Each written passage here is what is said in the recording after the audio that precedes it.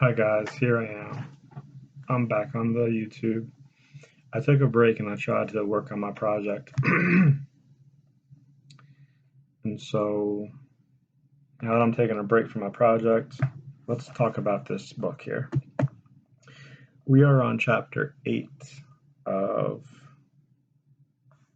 Leviticus, ordination of Aaron and his sons. Let's read 8. If we can, we'll get to 9. And so, the Lord said to Moses, "Take Aaron along with his sons, the vestments, the anointing oil, the bowl for a purification offering, the 2 rams, and the basket of unleavened bread. Then assemble the whole community at the entrance of the tent of meeting." Moses did as the Lord had commanded. When the community had assembled at the entrance of the tent of meeting, Moses told them, "This is what the Lord has ordered me to do." Bringing forward Aaron and his sons, Moses first washed them with water. Then he put the tunic on Aaron, girded him with the sash, clothed him with the robe, placed the ephod on him, and girded him with ephod's embroidered belt, fastening the ephod on him with it. He then set the breastpiece on him, putting the Urim and Thummim in it. Urim and Thummim.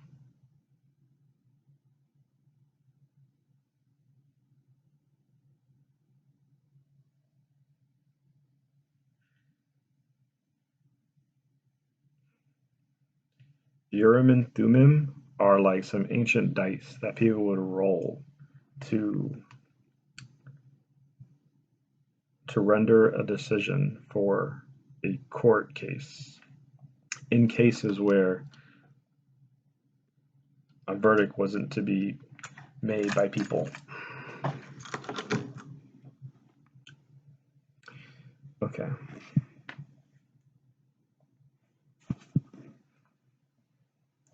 He put the turban on his head, attaching the gold medallion, the sacred headband, on the front of the turban, as the Lord had commanded Moses to do. Taking the anointing oil, Moses anointed and consecrated the tabernacle and all that was in it. Then he sprinkled some of the oil 7 times in the altar, and anointed the altar with all its utensils, and the laver with its base, to consecrate them. He also poured some of the anointing oil on Aaron's head and anointed him, to consecrate him. Moses likewise brought forward Aaron's sons, clothed them with tunics, girded them with sashes, and put skullcaps on them, as the Lord had commanded him to do. He brought forward the bull for a purification offering. Well, these are the ordination sacrifices. He brought forward the bull for a purification offering, and Aaron and his sons laid their hands on its head. When it was slaughtered, Moses took the blood, and with his finger he put it on the horns around the altar, thus purifying the altar. He poured out the rest of the blood at the base of the altar. Thus he consecrated it so that atonement could be made on it. Taking all the fat that was over the inner organs, as well as the lobe of the liver and the 2 kidneys with their fat, Moses burned them on the altar.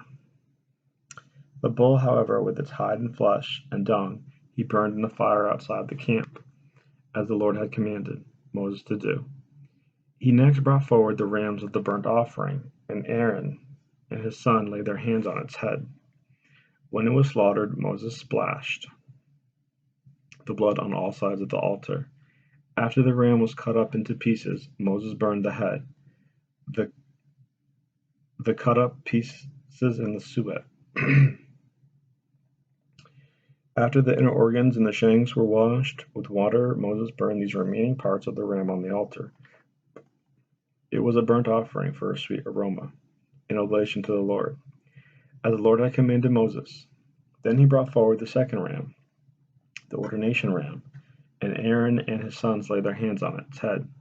When it was slaughtered, Moses took some of its blood and put it on the lobe of Aaron's right ear, on the thumb of his right hand, and on the big toe of his right foot.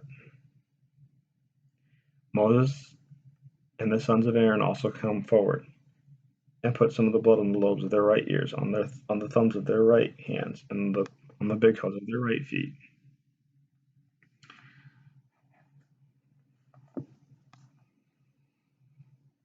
The rest of the blood he splashed on all the sides of the altar. He then took the fatty tail, and all the fat over the inner organs, the lobe of the liver, and the 2 kidneys, with their fat, and likewise the right thigh, from the basket of unleavened bread that was set before the Lord. He took 1 unleavened cake, 1 loaf of bread made with oil, and 1 wafer. These he placed on the top of the portions of fat in the right thigh. He then put all these things upon the palms of Aaron and his sons, whom he had raised them as an elevated offering before the Lord. When Moses had removed them from their palms, he burned them on the altar with the burnt offering. They were an ordination offering for a sweet aroma, an oblation to the Lord. Then he took the brisket and raised it as an elevated offering before the Lord. This was Moses' own portion of the ordination ram, as the Lord had commanded Moses. Taking some of the anointing oil and some of the blood that was on the altar, Moses sprinkled it up upon Aaron and his vestments, as well as his sons and their vestments, thus consecrating both Aaron and his vestments and his sons and their vestments. Moses said to Aaron and his sons, "Boil the meat at the entrance of the tent of meeting, and there eat it with the bread that is in the basket of the ordination offering, in keeping with the command I have received. Aaron and his sons shall eat of it. What is left over of the meat and the bread you shall burn in the fire." Sounds like some good food. Moreover, you are not to depart from the entrance of the tent of meeting for 7 days until the days of your ordination are completed. For your ordination is to last for 7 days. What has been done today, the Lord has commanded be done, to make atonement for you. You must remain at the entrance of the tent of meeting day and night for 7 days, carrying out the prescriptions of the Lord, so that you do not die. For this is the command I have received. So Aaron and his sons did all that the Lord had commanded through Moses. Well, those were just basically what the priestly descendants of Aaron had to do. Those are the rules for the priests, and those are how to sacrifice some stuff. And that's all. Hey guys, so I've returned. I put on the sweatshirt. Alright, ready to get into chapter 9. Octave of the ordination. I'm going to take off my glasses here. Giving me a headache as well. On the 8th day, Moses summoned Aaron and his sons, together with the elders of Israel, and said to Aaron, "Take a calf of the herd for a purification offering, and a ram for a burnt offering, born without blemish, and offer them before the Lord. Tell the Israelites too, take a he-goat for a purification offering, a calf, and a lamb, both unblemished yearlings for a burnt offering, and an ox and a ram for a communion sacrifice, to sacrifice before the Lord, along with the grain offering mixed with oil, for today the Lord will appear to you." So they brought what Moses had ordered before the tent of meeting. When the whole community had come forward and stood before the Lord, Moses said, "This is what the Lord orders you to do, that the glory of the Lord may appear to you. Approach the altar." Moses then told Aaron, "And make your purification offering and your burnt offering an atonement for yourself and for your household, and then make the offering of the people an atonement for them, as the Lord has commanded."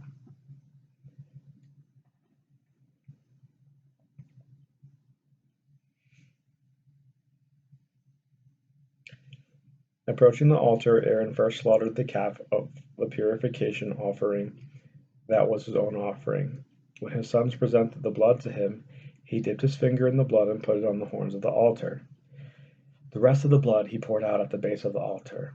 He then burned on the altar the fat, the kidneys, and the lobe of the liver from the purification offering, as the Lord had commanded Moses. But the flesh and the hide he burned in the fire outside the camp. Then Aaron slaughtered the burnt offering.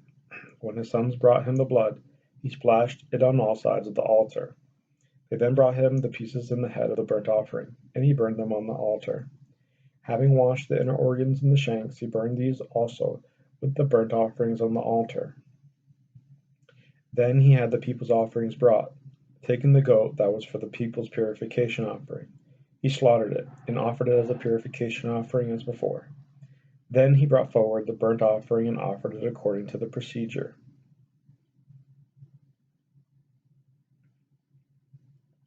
He then presented the grain offering. Taking a handful of it, he burned it on the altar, in addition to the morning burning offering. Finally, he slaughtered the ox and the ram, the communion sacrifice of the people. When his sons brought him the blood, Aaron splashed it on all sides of the altar. The portions of fat from the ox and from the ram, the fatty tail, the covering fat, the kidneys, and the lobe of the liver, they placed on top of the briskets. Aaron burned the fat pieces on the altar, but the briskets and the right thigh he raised as an elevated offering before the Lord, as the Lord had commanded Moses. Revelation of the Lord's glory. Aaron then raised his hands over the people and blessed them. When he came down from offering the purification offering, the burnt offering, and the communion offering, Moses and Aaron went into the tent of meeting. On coming out, they blessed the people. Then the glory of the Lord appeared to all the people. Fire came forth from the Lord's presence and consumed the burnt offering and the fat on the altar. Seeing this, all the people shouted with joy and fell prostrate. So, just to summarize what we read, that was basically just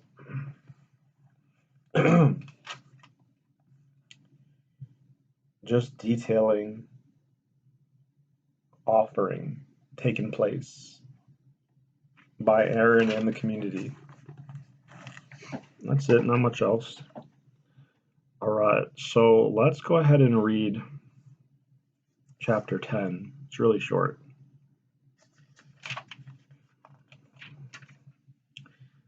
Aaron's sons Nadab and Abihu took their censers, and putting incense on the fire they had set in them, they offered before the Lord unauthorized fire, such as he had not commanded. Fire therefore came forth from the Lord's presence and consumed them, so that they died in the Lord's presence.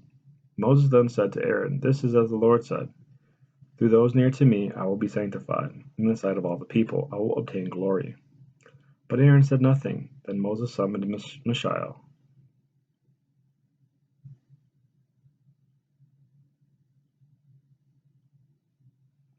Let's reread that. Hold on, I think I just missed something big. Aaron's son Nadab and Abihu took their censers, and putting incense on the fire they had set in them, they offered before the Lord unauthorized fire, such as he had not commanded. Fire therefore came forth from the Lord's presence and consumed them, so that they died in the Lord's presence. Moses then said to Aaron, "This is as the Lord said, through those near to me I will be sanctified. In the sight of all the people I will obtain glory." But Aaron said nothing. Then Moses summoned Mishael and Elzaphan, the sons of Aaron's uncle Uzziel, with the order, "Come carry your kinsmen from before the sanctuary to a place outside the camp." So they drew near and carried them by means of their tunics outside the camp, as Moses had commanded.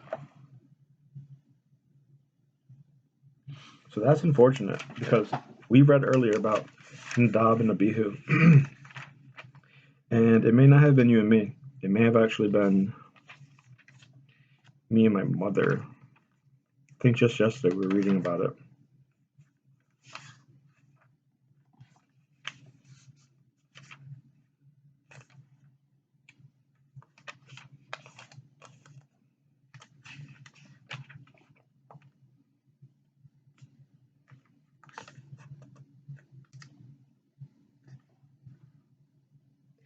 Yeah, Exodus chapter 28. "Have your brother Aaron and with him his sons brought to you from among the Israelites, that they may be priests, Nadab and Abihu, Eleazar and Ithamar, Aaron's sons." Alright, so Aaron's sons just got consumed by fire. And Aaron is a priest who's still going to follow God. And Aaron's okay with that. So that must mean that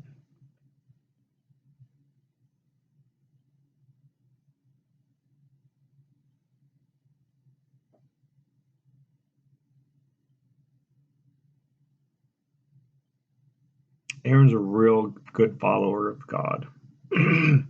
Well, I guess you would be, right? If you just saw your sons consumed, you really have little choice to say, that's not the right thing to do.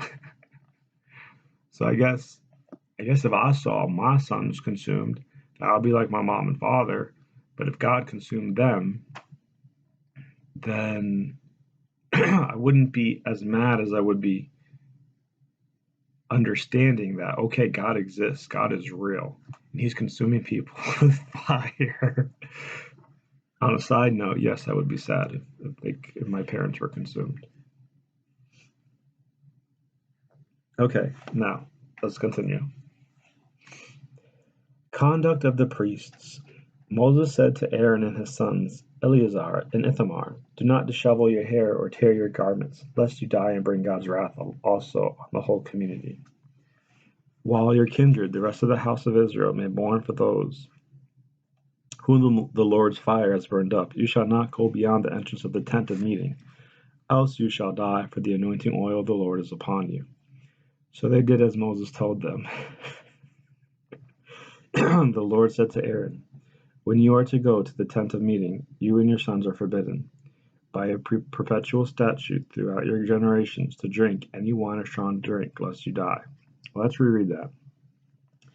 The Lord said to Aaron, when you are to go to the tent of meeting, you and your sons are forbidden, by a perpetual statute throughout your generations, to drink any wine or strong drink, lest you die. You must be able to distinguish between what is sacred and what is profane, and between what is clean and what is unclean.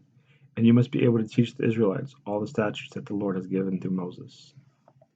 So, the Lord has this thing where He gives the most intricate directions to people and expect them to follow it for years to come.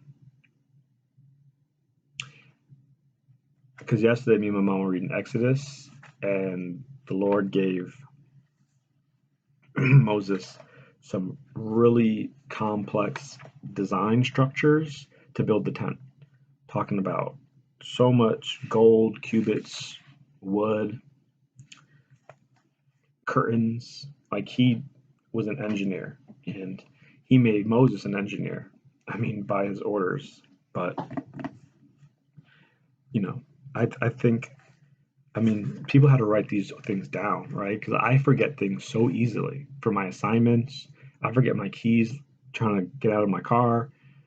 Like, remembering that all of my generations are not to drink from the wine in the tent, that's a big order. It's a big commandment. I'm just so surprised at how we're expected to remember all these rules. But I could understand if you're brought up in this society that, little by little, you obey and you remember. But, just reading the Bible, it just, so much of it is like, how am I supposed to remember all this, Which I think means something for today. Maybe we're not supposed to, rule without heart. Maybe we're supposed to have a heart when we preside over certain things. Like today,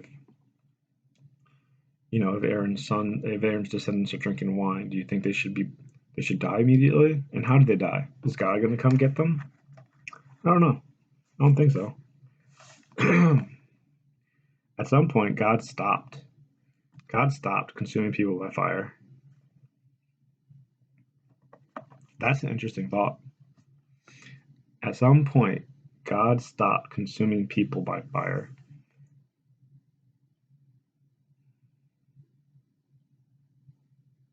Wow, what a revelation. Okay.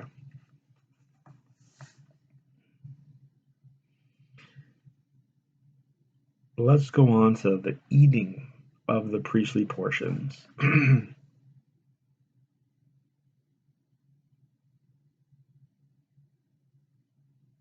Oh, 1 second. I'm just going to read something because Okay.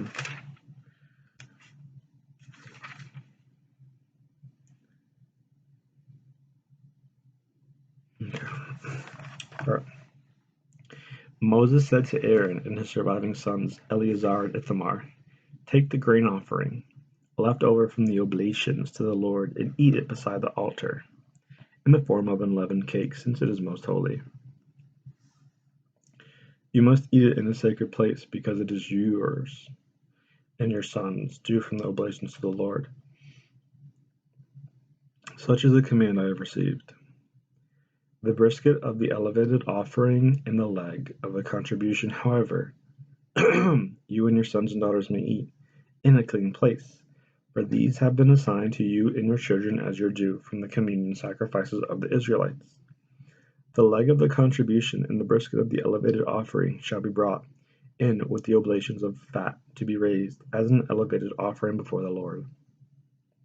They shall belong to you and your children as your due forever, as the Lord has commanded. Moses inquired closely about the goat of the purification offering, and discovered that it had been all burned.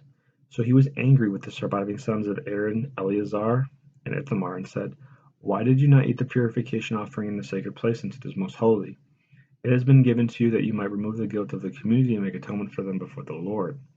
Since its blood was not brought inside the sanctuary, you should have certainly have eaten the offering in the sanctuary,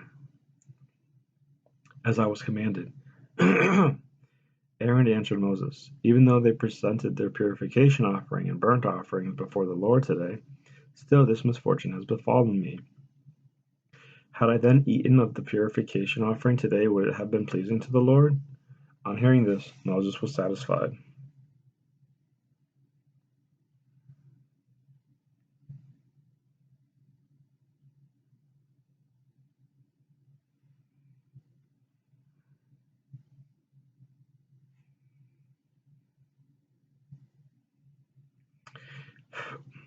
So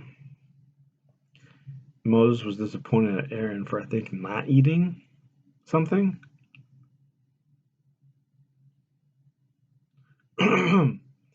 But Aaron told him some sort of excuse that Moses was satisfied with. I don't know what it was. I mean, it doesn't make sense to me. Like, sometimes I can't understand it, but I understand generally what happened, but I don't really understand like,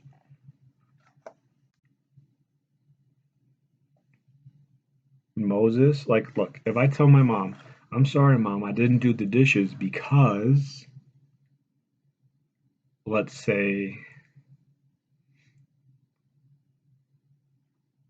the cable provider came, and I needed to show him where to drill a hole, like something happened, and I had to explain it, and then she would understand that. Okay, I understand, because you can't be two places at once or whatever. Like, there's a valid excuse. People can understand a valid excuse, if you have a good alibi.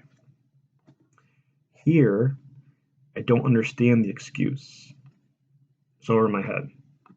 Even though they presented their purification offering and burnt offering before the Lord, yeah, I don't get it. I'm going to stop reading it because it's just going to stress me out. Okay, so chapter 11, clean and unclean meats. I feel like I've read this before. But basically, there are meats that you can eat as Christians, and there are meats that you shouldn't eat as Christians. But again, this is way back when. Now, everybody eats everything. Unless you're one of those, you're one of those people that still participate in not eating of these sort of things. But I mean, like on Fridays, I guess Catholics aren't supposed to eat certain meats. Yeah, there's always that. But I'm a beginner in a way. I wouldn't say I'm like a veteran Catholic person. See, I'm not a veteran. I think once you get married, you're probably more like in the community of Catholic Church, but I'm still learning. So, anyways,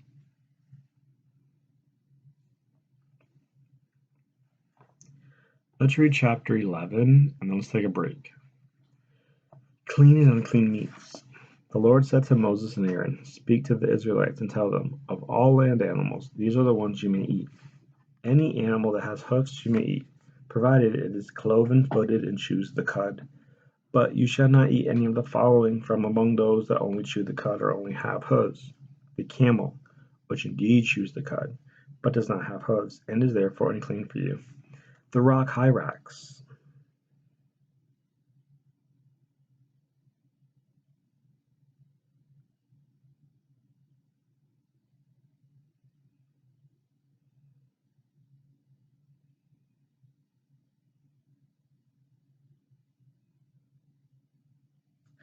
no idea what a rock hyrax is.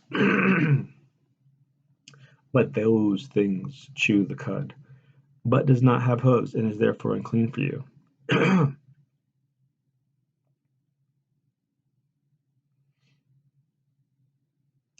The hare, which indeed chews the cud, but does not have hooves, and is therefore unclean for you. And the pig, which does indeed have hooves, and is cloven-footed, but does not chew the cud, and is therefore unclean for you. You shall not eat their meat, and you shall not touch their carcasses; they are unclean for you. Of the various creatures that live in the water you may eat the following: whatever in the seas or in river waters that has both fins and scales you may eat.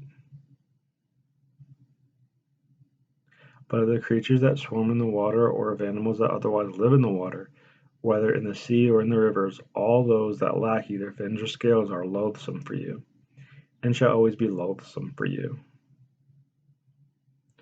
Their meat you shall not eat, and their carcass you shall loathe. Every water creature that lacks fins or scales is loathsome for you. I just had visions of eels and snakes, we shouldn't be eating those.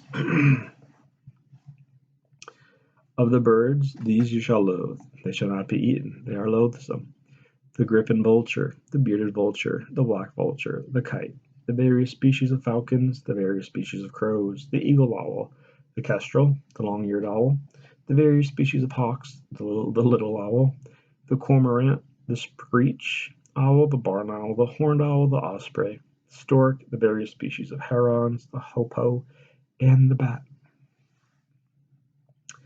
The various winged insects that walk on all fours are loathsome for you. But of the various winged insects that walk on all fours you may eat those that have legs jointed above their feet for leaping on the ground. Hence of these you may eat the following: the various kinds of locusts, the various kinds of bald locusts, the various kinds of crickets, the various kinds of grasshoppers. All other winged insects that have 4 legs are loathsome for you. My question is, when did the Lord take the time to realize there are some insects who have joints above their feet for leaping on the ground? That is so weird.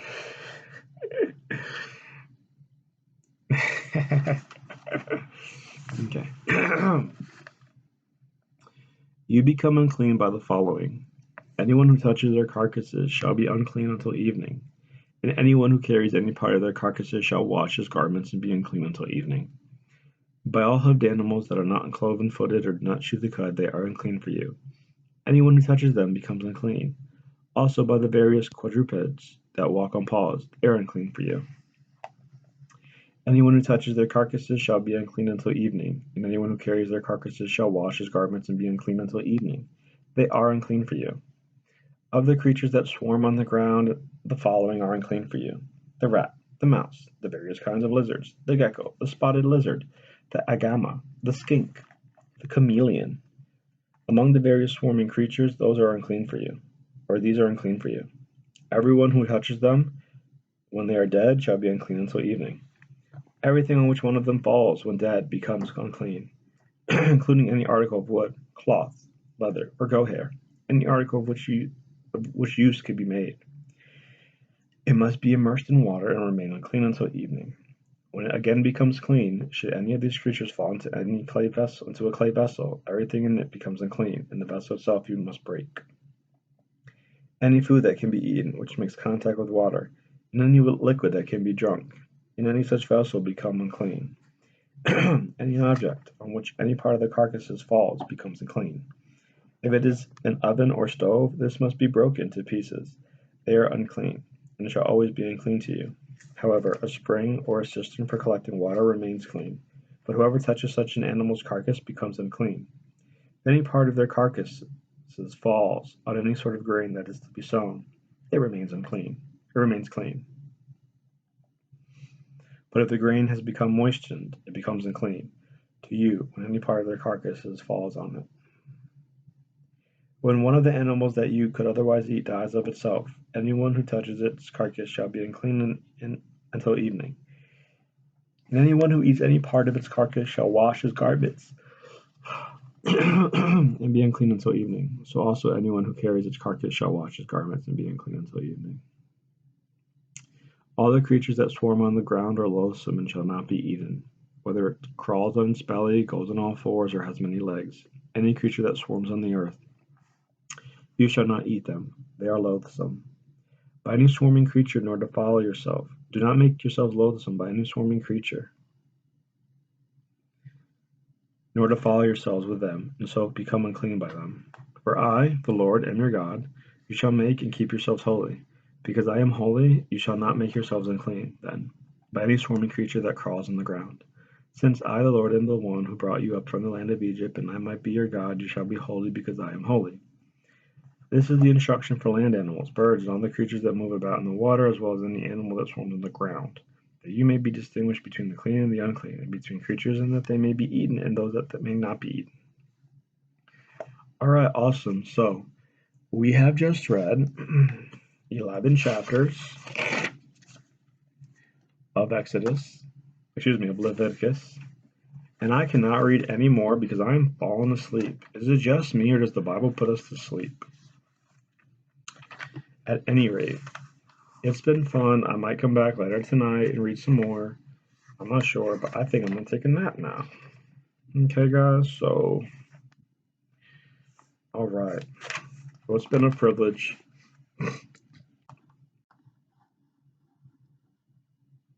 Everyone, take care, and until next time, peace.